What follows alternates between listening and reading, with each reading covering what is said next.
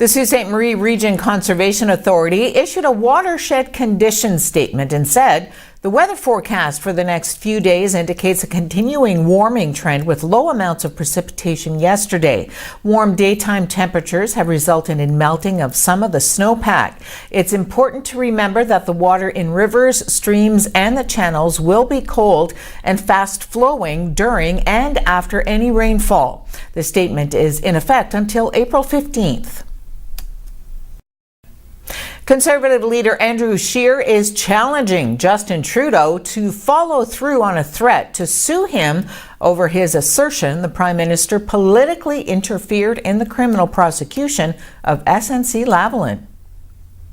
If Mr. Trudeau intends to pursue this course of legal action, if he believes he has a case against me, I urge him to do so immediately.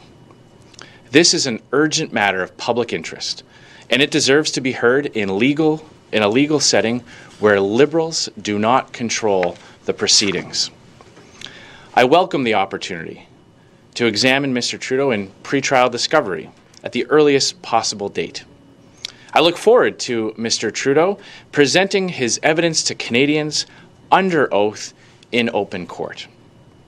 And based on what I hear, I'm certain Canadians will welcome this as well.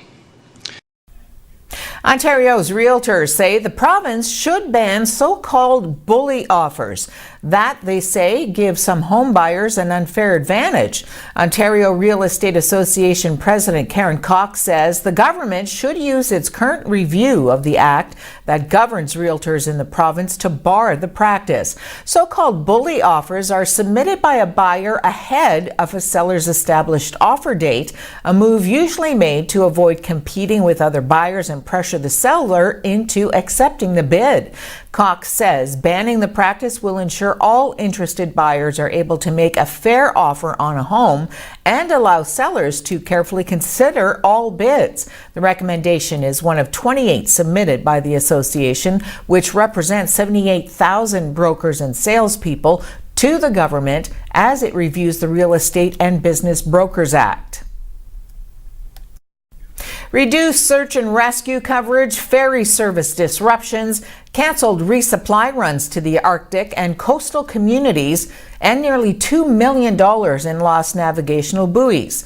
New documents obtained by the Canadian Press show those are among the real impacts that communities and businesses are starting to feel thanks to the aging Canadian Coast Guard fleet. And the problems are expected to get worse. The documents warn that more than a third of the Coast Guard's large vessels have exceeded their expected lifespan, and many won't survive until replacements actually arrive. Obtained through the Access to Information Law, the documents underline many of the stakes facing the federal government and various communities if Canada does not have a capable Coast Guard fleet.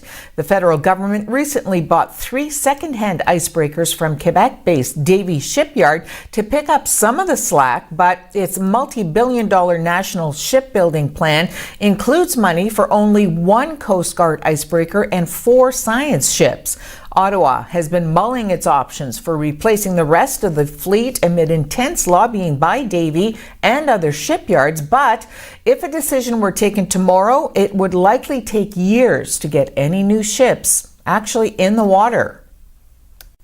Competitors and their parents filled the George Leach Centre on Saturday during the last day of the Rotary Science Fair and award ceremony. On TV's Megan Pounder was there. I'm here at the George Leach Center for the 32nd Annual Rotary Science Fair, where over 50 participants from various schools around the region competed for a chance to go to the Canada-wide Science Fair held in Fredericton, New Brunswick.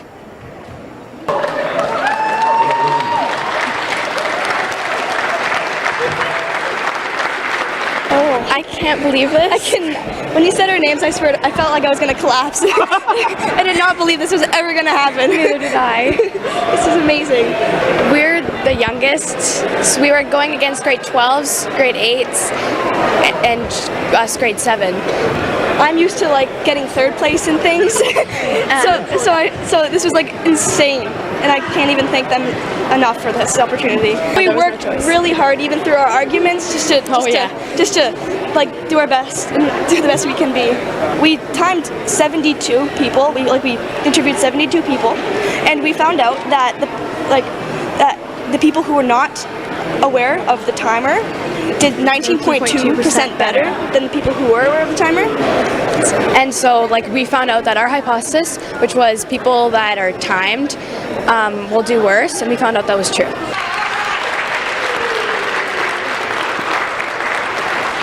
Well, first of all, there is a criteria. Scientific thought, originality, creativity, communication. The whole idea of this science fair is you have an idea, you have a problem, and you're looking at solutions. Second and third winners have that opportunity where they're thinking outside the box.